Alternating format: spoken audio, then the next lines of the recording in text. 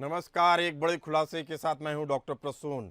National investigative agency यानी NIA ने बड़ा खुलासा किया है। यह खुलासा एनआईए ने केरल की एक स्पेशल कोर्ट में किया है। खुफिया एजेंसी एनआईए ने बताया कि बैन हो चुके इस्लामिक संगठन या पीएफआई यानी पॉपुलर फ्रंट ऑफ इंडिया ने तकरीबन 977 यानी 977 लोगों को मारने के लिए एक हिट लिस्ट तैयार की थी।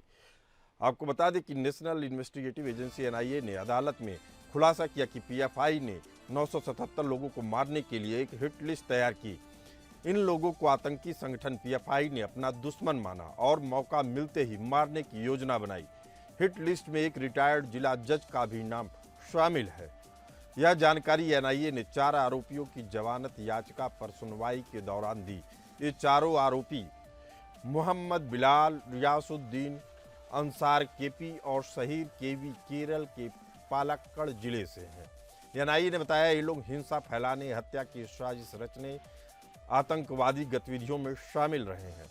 एनआईए ने कोर्ट को बताया कि उन्होंने केरल में कई जगहों पर छापेमारी की, खासकर पेरियार वैली कैंपस अलुवा में की गई रेड के दौरान उन्हें बेहद अहम सबूत मिले।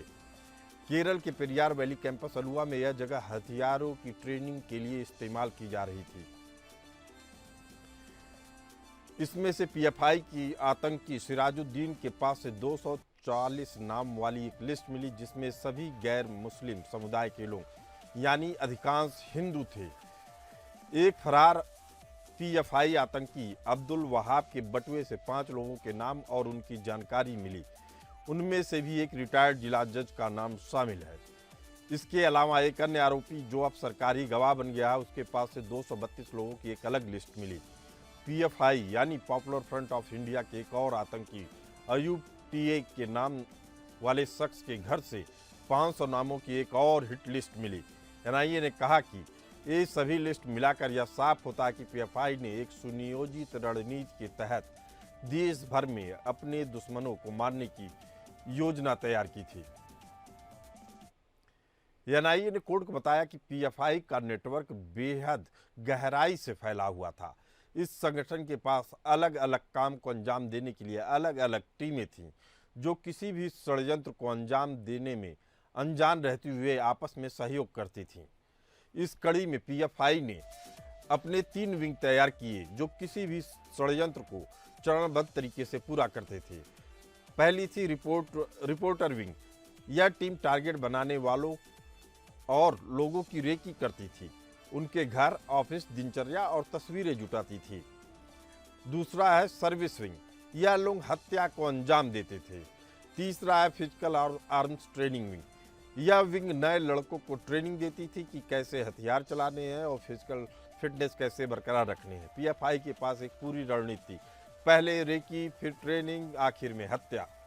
एनआईए ने कोर्ट को बताया कि पीएफआई का लक्ष्य केवल विरोधियों की हत्या करना ही नहीं, बल्कि उनका लंबा प्लान था, जिसे उन्होंने नाम दिया था इंडिया 2047। पीएफआई का इंडिया 2047 प्लान का मकसद था भारत में इस्लामी शासन की स्थापना करना।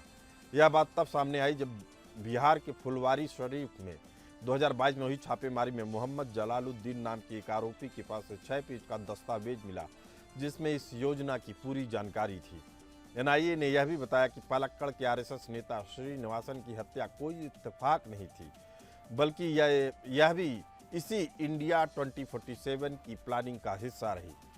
पीएफआई के कैडरों के पास ऐसे ऑडियो क्लिप मिले जो गवाहों के बयान में मिले हैं, जो साबित करते हैं कि संगठन के भीतर यह योजना कई स्तरों पर फैलाई और उसको लागू की जा रही थी।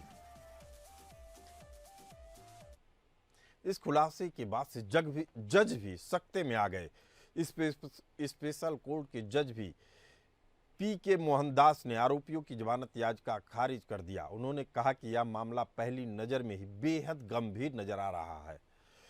स्पेशल कोर्ट के जज पीके मोहनदास ने कहा कि आरोप प्राइमा फेसी यानी पहली नजर में ही सही लगते हैं, इसीलिए यूएपीए की धारा 43D(5) लागू होती है, जिसके तहत गंभीर आरोपों वाले आतंकियों को जमानत नहीं दी जा सकती। स्पेशल कोर्ट के जज पीके मोहनदास ने कहा कि अब इस मामले में ट्रायल शुरू करने के लिए पर्याप्त सबूत और गवाह मौजूद हैं। हालांकि साल सितंबर 2022 में जब भारत सरकार ने पीएफआई पर प्रतिबंध लगाया तो लेफ्ट पार्टियां खासकर सीपीआईएम ने इसका खुलकर विरोध किया। इन दलों का कहना था कि किसी भी संगठन को बैन करने से कुछ नहीं हासिल होता। सीपीआई ने यहां तक कह दिया कि कभी आरएसएस पर बैन लगा था, वैसे ही पीएफआई पर बैन करना कोई बड़ी बात नहीं। कांग्रेस ने भी बैन का खुलकर विरोध तो नहीं किया, लेकिन कांग्रेस ने कहा कि पीएफआई पर बैन लगाया जा सकता है तो आरएसएस पर भी बैन लगाया जाना चाहिए, जिससे साफ है कि आतंकवाद के गंभीर आरोपों पर भी कांग्रेस का सेल्फ साइड गोल करने वाली राजनीति चलती रही। इसके पीछे एक बड़ी वजह है। एसडीपीआई ने, जो पीएफआई का पॉलिटिकल विंग है, ने साल 2024 में कांग्रेस को चुनावी समर्थन दिया। साल 2024 में लोकसभा चुनाव में पीएफआई की राजनीतिक शाखा एसडीपीआई ने कांग्रेस को केरल में समर्थन दिया। इसके बाद बीजेपी ने कांग्रेस को आतंकवाद की तुष्टीकरण वाली नीति को लेकर जमकर घेरा। गृह मंत्री अमित शाह ने कहा कि एक तरफ कांग्रेस आतंकवाद की बात करती है, दूसरी तरफ उन्हीं के सहयोग से चुनाव लड़ती है। हालांकि कांग्रेस ने बाद में सफाई दी कि उन्होंने एसडीपीआई का कोई समर्थन नहीं चाहिए था, लेकिन फिर भी आतंकियों और उनके समर्थकों तक मैसेज जा चुका था। बाद में केरल के पालक्कड़ उपचुनाव में बीजेपी प्रदेश अध्यक्ष के सुंदरन ने आरोप लगाया कि कांग्रेस और एसडीपीआई के बीच गुप्त समझौता हुआ है। केरल बीजेपी अध्यक्ष के सुंदरन ने कहा कि एसडीपीआई की ग्रीन आर्मी नाम की टीम घर घर जाकर यूडीएफ यानी कांग्रेस गठबंधन के लिए वोट मांग रही थी। यह मामला केवल पीएफआई की साजिश तक ही सीमित नहीं है, इसमें देश की राजनीति का एक खतरनाक चेहरा भी उजागर होता है।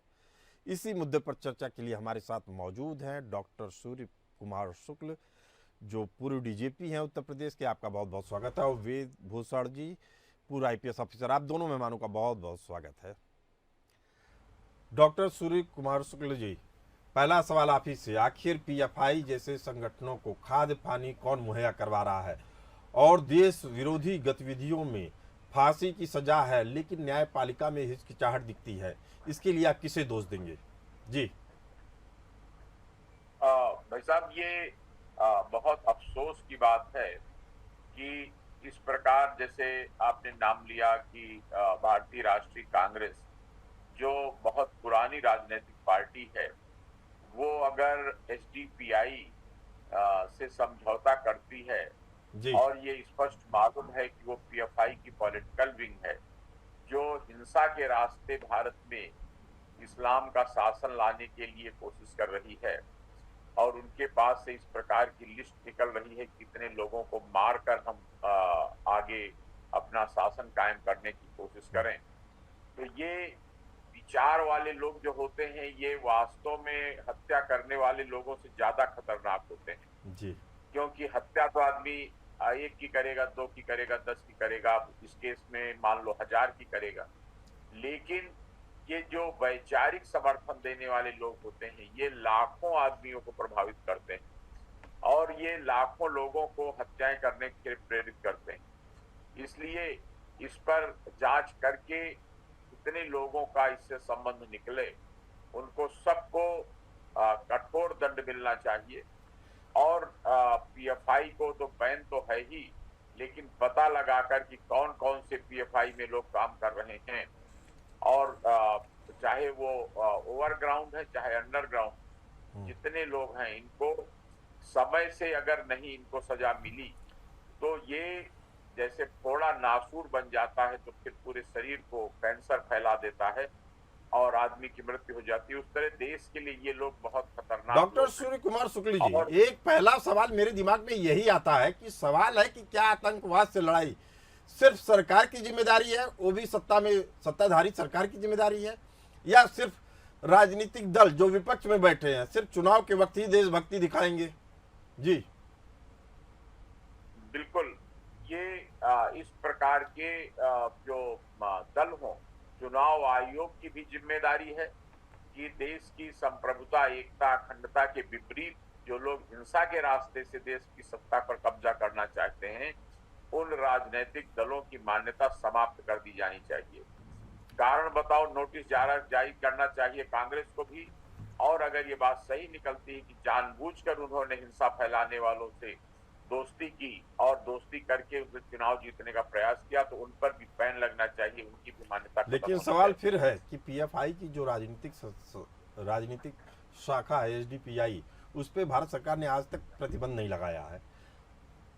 इस पे क्या कहेंगे? देखिए, ये बात कि प्रतिबंध लगाया है कि नहीं लगाया है, अगर वो पीएफआई की पॉलिटिकल विंग है, तो जब पीएफआई पर ही बैन लग गया, तो उसके जितने सहयोगी संगठन है वो स्वतः उस बैन में आ जाते हैं। ये जी। नहीं कि वो पॉलिटिकल विंग और स्टूडेंट विंग और लेबर विंग, वो तो जब पीएफआई पर लग गया बैन, तो जितनी उसकी विंग है वो स्वतः बंद समझी जानी चाहिए।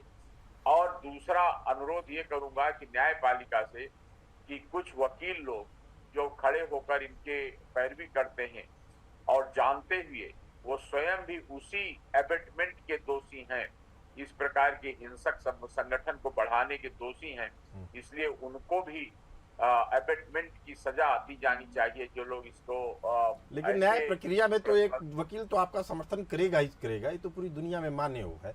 सवाल बस इतना है कि पीएफआई की स्थापना जब 2006 में केरल में हुई, जिसको माना गया कि यह शुरू से इस्लामिक संगठन है और खुद को भारतीय मुसलमानों के अधिकारों का रक्षक बताता है, अब सवाल उठता है कि इस तरह के संगठन को रजिस्ट्रेशन कौन दे रहा है?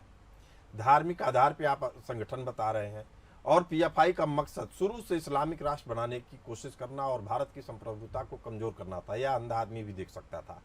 उसके बाद भी इसका रजिस्ट्रेशन होता है। आप बेहद अहम बात कर रहे हैं सूर्य कुमार शुक्ल जी, कि जिस तरीके से चुनाव आयोग को अपनी जिम्मेदारी निभानी चाहिए थी, राजनीतिक दलों पर नकेल कसनी चाहिए थी, शायद वह उसमें पूरी तरीके से सक्षम नहीं अपने आप को पाया। इसके साथ ही न्यायपालिका पे भी तमाम सवाल उठते हैं कि ऐसे लोगों को क्यों बढ़ावा दिया जाता है, क्यों जमानत मिलती है। लेकिन अब माहौल बदल रहा है। सवाल यह है कि पीएफआई पे प्रतिबंध क्यों लगाया गया? गैर कानूनी गतिविधियों के आरोप में हिंसा, धर्मांतरण और सामाजिक अशांति फैलाने का आरोप लगाया गया। आतंकी संबंध बताए गए।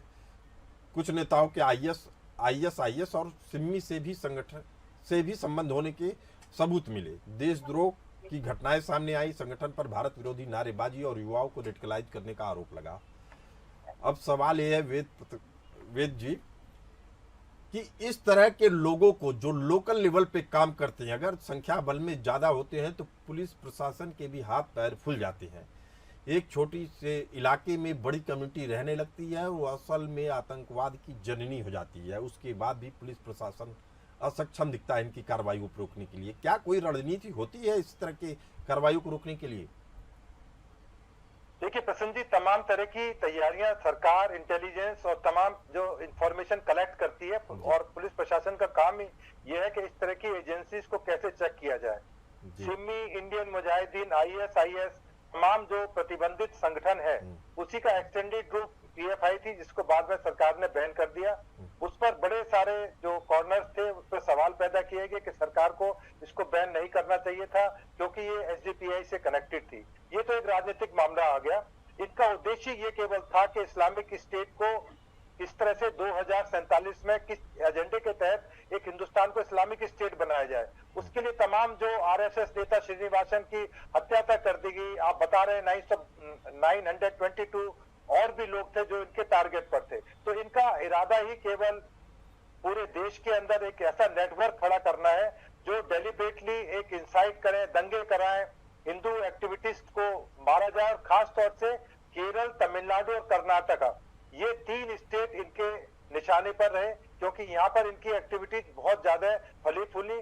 हालांकि सरकार ने जब पीएफआई पर प्रतिबंध लगाया, उसके बावजूद आज भी कहीं ना कहीं इस तरह की चीजें दिखाई देती हैं। बेहद अहम बात कह रहे हैं कि सरकार का दावा खुद है कि पीएफआई असल में student Islamic movement of India यानी सिम्मी का ही नया रूप है।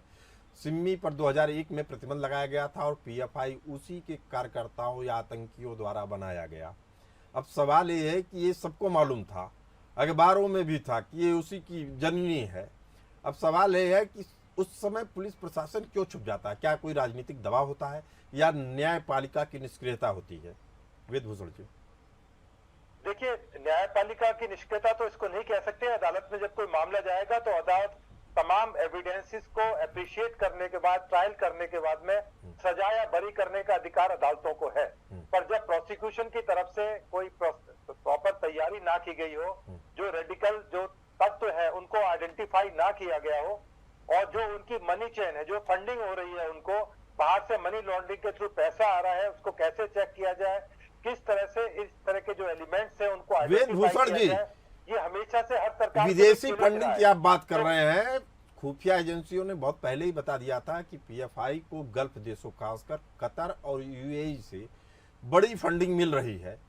उसके बावजूद फैसला तो सरकार को लेना है, एक्शन पुलिस प्रशासन को करना है। जी हाँ, बिल्कुल, ये बिल्कुल एक तरह से आप इसको छद्म वार कह सकते हैं। ये पीछे पर्दे के पीछे से लड़ी जाने वाली लड़ाई है। जिस कंट्रीज का आपने नाम लिया है उसके अलावा बहुत सारे कंट्रीज इसी विचारधारा को प्रमोट करते हैं, चाहे वो टर्की हो, चाहे कतर हो, और मिडिल ईस्ट के बहुत सारे कंट्रीज हैं जो इसी विचारधारा में विश्वास रखते हैं कि किस तरह से इस्लामीकरण करा जाए। पूरे हिंदुस्तान का नहीं, पूरी दुनिया में वो चाहते हैं कि उनका इस्लाम का शासन हो। इस दिशा के अंदर जितनी तरह की वार फिलहाल चल रही है वो पूरे कंट्री के लेवल पर चली है। तो एक संस्था की हमारा बातचीत कर रहे हैं, डिबेट कर रहे हैं कि क्या सिमी, क्या किस तरह से पीएफआई या इंडियन मुजाहिदीन, आईएसआईएस, और किस तरह से इन लोगों के कनेक्शन थे। परंतु ये एक बहुत अहम और मुद्दा आज भी मौजूद है कि क्या पीएफआई या सिमी पूरी तरह से समाप्त हो गया है? नहीं हुआ है। उनके जो स्लीपर सेल्स हैं आज भी उसी तरह से एक्टिव है। भारत सरकार को बेहद अलर्ट रहना है। ईडी ने बहुत पहले ही पीएफआई के खिलाफ झूठे दान और हवाला के जरिए मनी लॉन्ड्रिंग के मामले में कई केस दर्ज किए, लेकिन फिर होता है कि इतने पे ही नहीं रुकी थी पीएफआई की कई आतंकवादी और हिंसक घटनाओं में नाम आया। केरल के हिंदू नेताओं की हत्याएं, जैसे आरएसएस नेता रुद्रेश की हत्या, दिल्ली दंगों में भी उसकी भूमिका संदिग्ध रही। युवाओं को रेडिकलाइज करने का आरोप लगा। पीएफआई पर आरोप लगा कि वह सोशल मीडिया के जरिए युवाओं को जिहाद के लिए उकसाती है।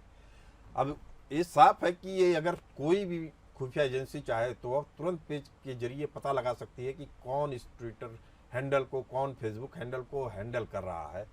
अब हैंडलर का नाम सामने आने के बाद कार्रवाई क्या होती है, ये बड़ा सवाल होता है। आप उसको सामान्य मामला समझ के छोड़ देंगे तो आगे आने वाले समय में हम लोग नतीजे भुगतने के लिए तैयार रहना चाहिए। डॉक्टर सूर्य कुमार शुक्ल जी, पीएफआई का राजनीतिक संबंध एसडीपीआई यानी social democratic party of India से रहा, जो केरल, कर्नाटक और तमिलनाडु में सक्रिय रही।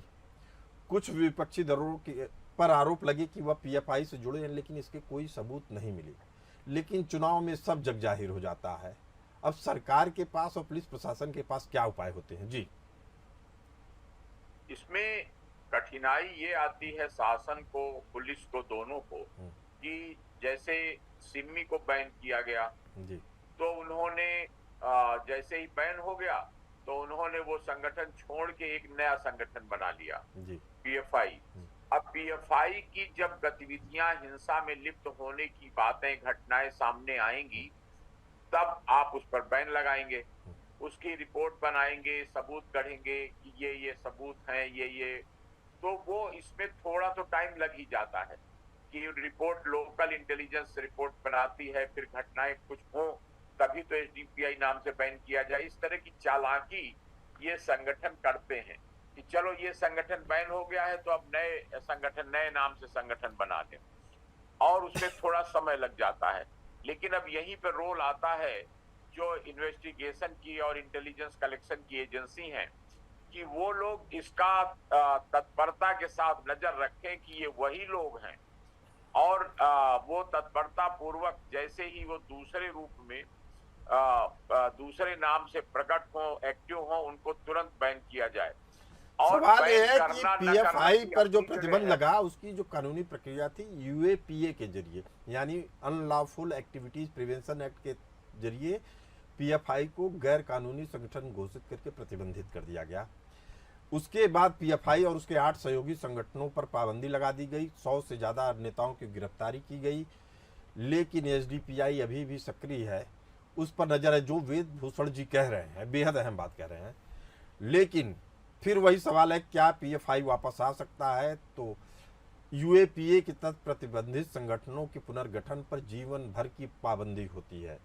हालांकि अंडरग्राउंड एक्टिविटी की आशंका बनी होती है जिस पर एनआईए की नज़र होती है। सवाल यही है जो वेदभूषण जी भी कह रहे हैं और आप भी कह रहे हैं डॉक्टर सूर्य कुमार शुक्ल जी, कि कहीं न कहीं तो किसी न किसी की कमजोरी दिख रही है, चाहे न्यायपालिका की या राजनीतिक सत्ता की। चूंकि जब इतने एक्ट है, यूएपी है आपके पास, तमाम तरह के कानून हैं आपके पास, तो एक्शन में कहाँ कमी आ रही है? आज भी अगर एसडीपीआई जिंदा है तो इसके लिए कौन जिम्मेदार है, न्यायपालिका या राजनीतिक संस्थाएं? वेदभूषण जी, पहला जवाब आपसे जी। देखिए, ये जो संस्था या इस तरह के स्लीपर सेल्स होते हैं कभी भी डाई नहीं होते, बढ़ते नहीं है। हालांकि सरकार ने जो यूएपीए एक डेटरेंट एक्ट है और तमाम तरह की प्रिवेंटिव अरेस्ट इस बारे में की गई थी। आपको याद होगा जब पीएफआई को बैन किया गया था, पूरे हिंदुस्तान के अंदर फुलवारी शरीफ का, बिहार का आपने नाम लिया, पूरा कर्नाटक, केरल, तमिलनाडु के अंदर सैकड़ों लोग डिटेन किए गए, अरेस्ट किए गए, उनके ऊपर यूएपीए लगाया गया, क्योंकि ये सबसे बड़ा ड्रैकोनियन लॉ है। इसके अंदर जल्दी से बेल नहीं होती और तमाम जितने सरकारी अमले हैं, सरकारी डिपार्टमेंट्स हैं, वो तमाम एक्टिवली इन केसेस की इन्वेस्टिगेशन में इन्वॉल्व होते हैं, चाहे वो ईडी है या हमारी इंटेलिजेंस ब्यूरो है। तमाम जो लोकल पुलिस है वो तमाम हर एंगल से जांच करती है कि किस तरह से ज्यादा एविडेंस इन लोगों के खिलाफ इकट्ठे किए जाए, क्योंकि यूएपीए की विशेषता यह है कि बर्डन ऑफ प्रूफ एक्यूज के ऊपर होता है कि मैंने ये मिसकंडक्ट मेरा या क्रिमिनल एक्ट नहीं था, ये एक्यूज को प्रूव करता है, प्रूव करना पड़ता है, जो प्रोसिक्यूशन है उसकी जिम्मेदारी नहीं है। तो ये इस कानून की विशेषता है और इससे बड़ा कानून हमारे देश के अंदर नहीं है। जो बेहतरीन से बेहतरीन उसके अंदर प्रोविजंस किए गए हैं इस तरह के तत्वों को हैंडल करने के लिए, उसका नतीजा ये है कि ये इस चीजें की अब दोबारा से ये सिर नहीं उठा पा रहे हैं। हालांकि इन्वेस्टिगेशन इस तमाम केसों की जारी रहती है, सप्लीमेंट्री चार्जशीट आती है कोर्ट के अंदर, ट्रायल के अंदर बहुत सारी चीज नई क्रॉप अप होती है, दोबारा सप्लीमेंट्री चार्जशीट कोर्ट के अंदर फाइल की जाती है। तो ये तमाम चीजें एक कॉन्स्टेंटली वॉच करने की चीज है। सरकार इस बारे में हमेशा सजग रही है, आईबी है, रॉ है, तमाम हमारी इंटेलिजेंस एजेंसियां हैं, कानून है। फिर पूछ रहा हूँ डॉक्टर सूर्य कुमार शुक्ल जी, अगर कोताही दिख रही है, ऐसे संगठन दोबारा पैर जमा ले रहे हैं, जो वेदभूषण जी भी कह रहे हैं कि कभी खत्म नहीं होते हैं, दोबारा पैर जमाते हैं, तो एक किसकी निष्क्रियता है? क्या न्यायपालिका कोई ऐसा दंड देकर, कड़ी सजा देकर कोई मिसाल कायम करने में असक्षम रही है? इसे आप न्यायपालिका की खामी मानते हैं या राजनीतिक सत्ता की, डॉक्टर सूर्य कुमार शुक्ल? देखिए, जहां तक न्यायपालिका की बात है तो आप हम नहीं, पूरा देश जानता है कि इस देश में न्याय मिलने में विलंब होता है और 10-10 साल, 20-20 साल, क्या अगर रिकॉर्ड देखेंगे तो आपको 50 साल से पुराने केस भी मिल जाएंगे जो अदालतों में पेंडिंग है।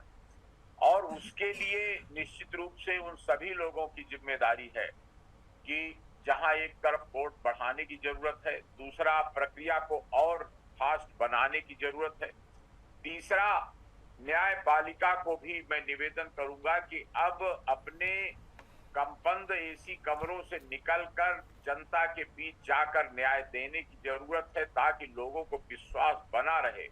आपको याद होगा, चाहे हम लोग लाख बुराई करें, लेकिन नक्सलवादियों ने जो कंगारू कोर्ट बनाई थी कि मौके पर पहुंचकर दोनों पक्षों के सुन को फैसला कर देते थे, वो तो उसकी बड़ी प्रशंसा हुई थी आदिवासी क्षेत्रों में। तो हमें अपनी न्यायपालिका को सक्रिय करने की जरूरत है। इसके लिए जो भी ऑर्डिनेंस लाना हो, जो भी कानून बनाना हो, बनाए जाएं, क्योंकि देश की न्यायपालिका न्याय करने में अक्षम रही है और उसके कारण तरह तरह के कॉम्प्लिकेशन होते रहे हैं। आप सुनते होंगे तरह तरह के कॉम्प्लिकेशन की उसकी वजह से सिविल मामलों का तो बहुत ही बुरा हाल है। क्रिमिनल मामलों में अब पहले से सुधार हुआ है, लेकिन अभी भी बहुत काम होना बाकी। लेकिन ये जो खुलासे हो रहे हैं डॉक्टर सूर्य कुमार शुक्ल जी, यह देश की चिंता बढ़ाने वाले हैं, क्योंकि इसमें जजों का नाम है, बड़े नेताओं का नाम है, एक्टिविस्ट का नाम है, जो देश की एकता अखंडता के लिए अपना जान न्यौछावर कर रहे हैं।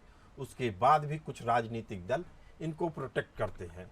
असल में ये राजनीतिक दल देश के विखंडन में लगे हुए हैं और इनको सख्त संदेश जाना चाहिए। यह संदेश केवल चुनाव आयोग की तरफ से ना हो जाकर चुनाव आयोग को जवाब देना चाहिए, न्यायपालिका को जवाब देना चाहिए और राजनीतिक सत्ता को भी जवाब देना चाहिए।